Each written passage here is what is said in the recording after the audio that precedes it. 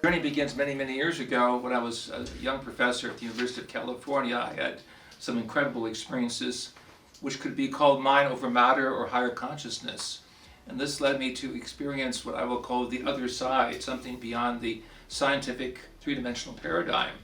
This led me into associations with some very gifted scientists, including Elizabeth Rauscher, who worked at Stanford Research Institute with Russell Targ and Harold Pudoff, published more than 450 scientific papers, and became one of my colleagues. And we recently published a massive book dealing with mind over matter. And that added to our collection has led us to the more recent book called Intergalactic Space Law, because if you have all this information and you can't run with it, it simply sits on the shelf. So we are reaching the galactic frontier.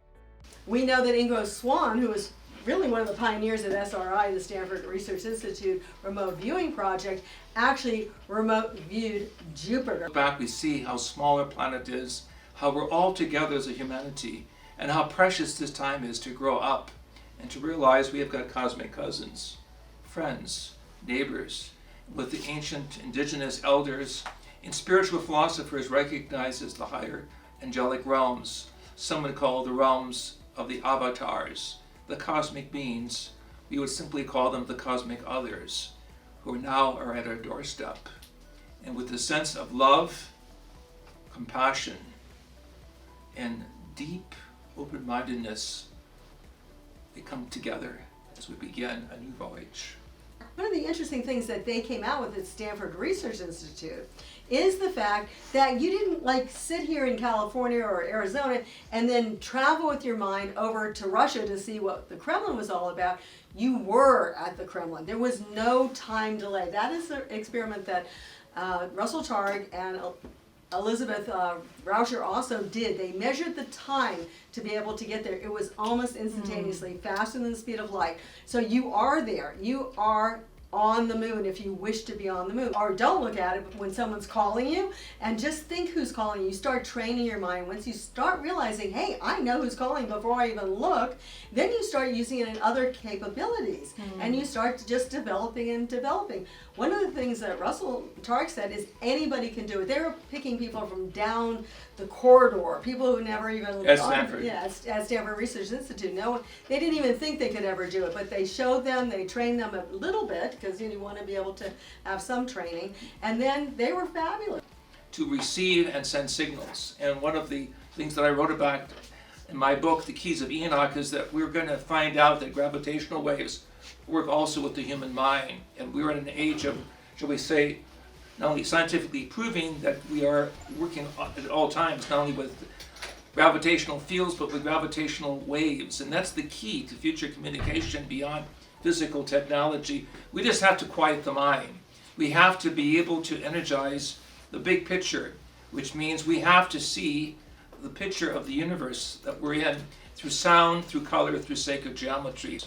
And their energy thresholds. In the Eastern tradition, they were called chakras.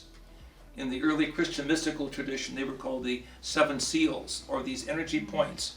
And if you can begin to superimpose a mind map around your body and think of your chakras, like what the Tibetans would call, or even the Hopis here in Sedona would call, a rainbow bridge. Begin to travel this bridge upwards and begin to understand the circulatory pattern that connects all of you, not only one side of the brain that's male, but the other side that's female.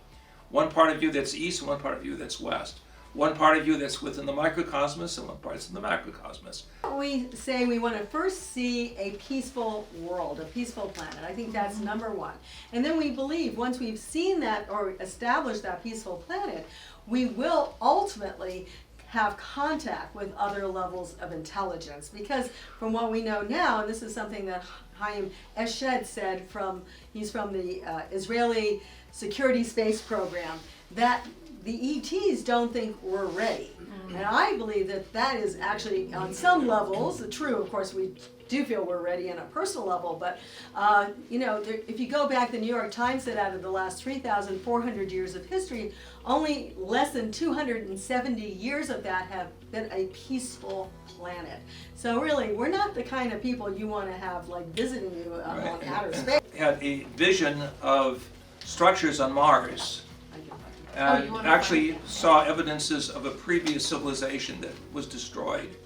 As nerve-wracking as it was, I pointed this out to my colleagues at NASA, and later when the Mariner 9 and other probes went there to confirm what I psychically saw, or spiritually saw, I'm using this word as interchangeable, I asked for permission to receive these pictures to prove that there was a higher contact of scientific prediction and reality. What we're seeing here is just one of many important diagrams and pictures in the Keys of Enoch that show that the world and the larger universe has gone through some very unusual events. And we are looking now at the possibility that there was once a civilization of Mars that destroyed itself. And I think that's part of that remote viewing and really remote hearing, if I can say that.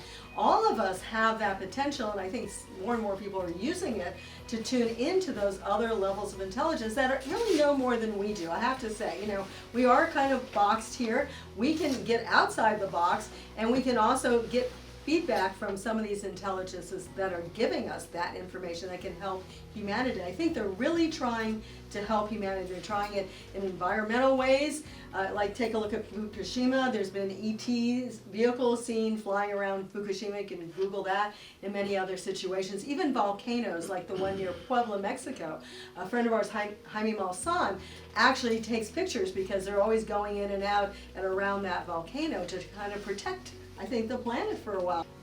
We understand that we are one species, one human being, and we'll begin to gradually, shall we say, build cities in space and recognize that we were meant to explore the universe, not simply be, quote unquote, landlubbers on a three-dimensional planet. So this is the time of reckoning. It's the time when all the cards are being put on the table, so to speak. At an official press conference about UFOs, following a rush of public sightings, President Harry Truman said on April 4th, 1950, quote, "I can assure you that flying saucers, given that they exist, are not constructed by any power on Earth," end of quote. Quote unquote from a president. In 2004, there was also a flotilla over Guadalajara, Mexico. So there's been many different events on 2004, and Dr. Hurtak, in his book, said 2004 was the really breaking point for humanity. The watermark. Yeah, the watermark for starting to realize that we are not alone in the universe. We need to redefine what is scientific truth. We have to re-examine human civilization and realize we're all connected. And finally, we have to realize the potential of the mind, that people are afraid to find out their own miracle working possibility. So we are living in an age of miracles. Truly, this is what we believe to be the age of the divine or Holy Spirit, where people can think on exceptionally high levels, combine their music with art and science from any number of cultures, and realize that we're forging a whole new interplanetary culture.